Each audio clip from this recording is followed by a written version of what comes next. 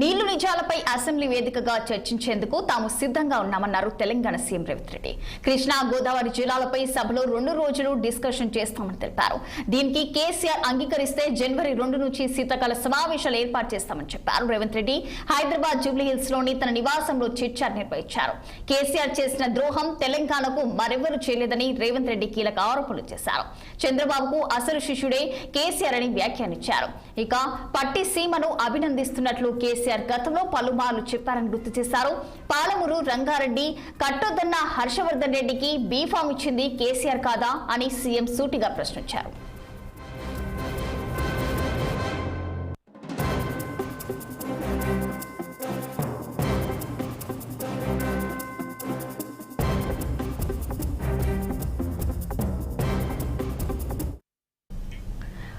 ముఖాముఖి చర్చలకు రమ్మంటే ముఖం చాటేస్తున్నారన్న రేవంత్ రెడ్డి కుర్చీ కోసం తన అల్లుడు కొడుకులే కేసీఆర్ చావు కోరుకుంటున్నారని కౌంటర్ ఇచ్చారు. గులాబీ బాస్ ఆరోగ్యంగా ఉండాలని తాను మనస్ఫూర్తిగా కోరుకుంటున్నట్లు స్పష్టం చేశారు.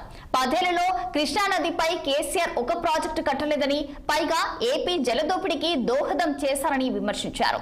కాంట్రాక్టర్లకు అమ్ముడుపోయి వేలాది కోట్ల కమిషన్లు దండు కొడుతున్నట్లు కేసీఆర్ పై కీలక ఆరోపణలు చేశారాయన.